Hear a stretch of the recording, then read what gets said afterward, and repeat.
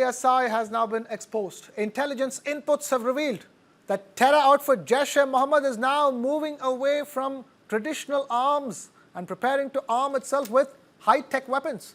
Sources say that Jaish-e-Mohammed is planning to acquire quadcopters and drones, with the Pakistani army itself providing training to its cadre.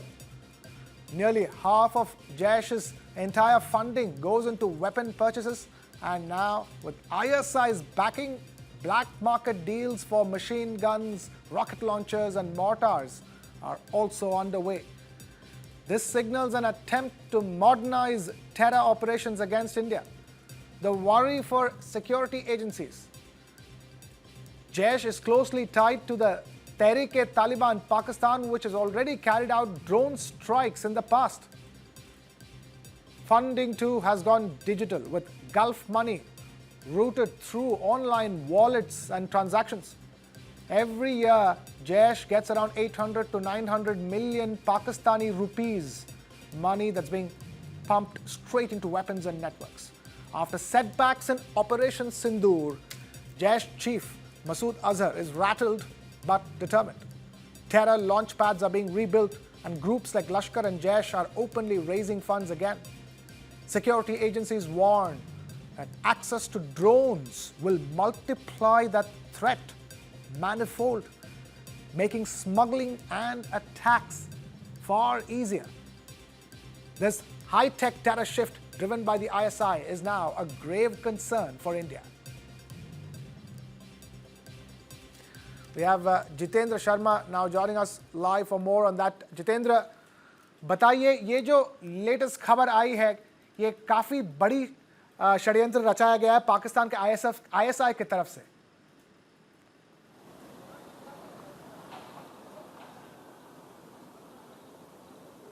जी बिल्कुल, देखिए Krishna, operation सिंदूर के बाद से लगातार ना सिर्फ पाकिस्तानी खुफिया एजेंसी ISI बल्कि वहां के जो आतंकी संगठन है, खास तौर पे जैश-ए-मोहम्मद, वो पूरी तरीके से टूट चुका था। कहीं ना कहीं बौखलाहट भी उनके अंदर देखी जा रही थी। बहावलपुर में जो हेडक्वार्टर था जैश-ए-मोहम्मद का, ऑपरेशन सिंदूर के दौरान उसे पूरे तरीके से ध्वस्त कर दिया गया था। ना सिर्फ उस हेडक्वार्टर को दोबारा से खड़ा करने के लिए बाकायदा वहां पर एक कैंपेन छेड़ा गया जैश-ए-मोहम्मद मसूद अजहर के द्वारा। इसके अलावा ISI ने भी बड़ी मात्रा में या फिर बड़ी संख्या में पाकिस्तानी सरकार के जरिए फंडिंग भी कराई। तकरीबन 14 करोड़ रुपए उस वक्त भी पाकिस्तानी सरकार के द्वारा जैश-ए-मोहम्मद को उनका भावलपुर में हेडक्वार्टर बनाने के लिए दिए गए थे। इसके अलावा अब जो लेटेस्ट रिपोर्ट्स आ रही हैं, उनके मुताबिक पता चला है कि दरअसल जैश-ए-मोहम्मद को मॉडर्न करने की कोशिश की जा रही है, उसको और हाईटेक करने की कोशिश की जा रही है।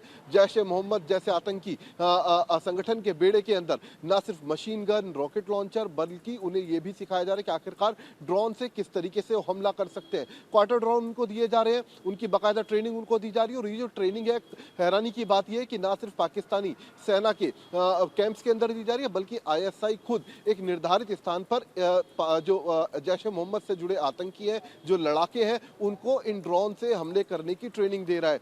तो खास बात यह है कि किस तरीके से ना सिर्फ हाईटेक किया जा रहा है, बल्कि जो पूरी फंडिंग हो रही है, पता चला कि दरअसल गल्फ कंट्रीज से तकरीबन 800 से 900 मिलियन के करीब जो पाकिस्तानी करेंसी है, उसकी वहां पर फंडिंग की गई है। उसमें से 50% से अब वो अपना बाकायदा हथियार खरीदेगा, अपने आप को मॉडर्न करेगा। इसके अलावा पता ये भी चला है कि नए कैंप वहां पर बनाए जा रहे हैं, और ये जो कैंप होंगे, कोशिश होगी कि इनको भारत के रडार से दूर रखा जा सके, या फिर ये कहें कि जंगल के काफी अंदर इन कैंप्स को तैयार किया जा रहा है। तो कहा जा सकता है कि जैश-ए-मोहम्मद एक बार फिर खुद को खड़ा करने की कोशिश कर रहा है। जी, जैश-ए-मोहम्मद वापस खड़ा करने की कोशिश कर रहा है, और इतना सहायता मिल रहा है पाकिस्तान की तरफ से, पाकिस्तान के गवर्नमेंट की तरफ से, कि उन्हें जो फंडिंग चाहिए होती है 800 से लेकर 900 मिलियन पाकिस्तानी रुपीस, वो उन्हें बहुत आसानी से मिल जाता है।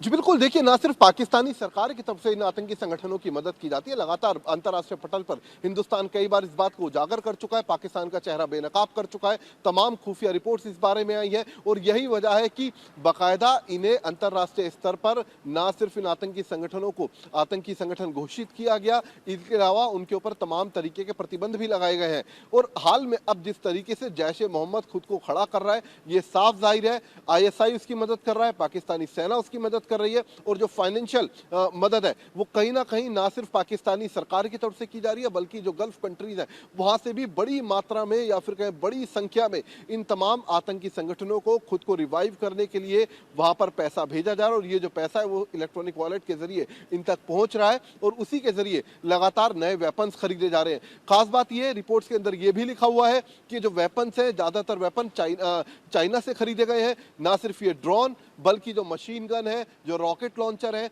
ये तमाम चीजें चाइना की तरफ से मुहैया करवाई जा रही हैं, वो भी सस्ती दरों पर। तो कहीं ना कहीं कहा जा सकता है कि ऑपरेशन सिंदूर के बाद अब पाकिस्तानी सेना ना सिर्फ खुद को बल्कि अपने आतंकी संगठनों को भी पूरे तरीके से हाईटेक करने के अंदर जुटी हुई है।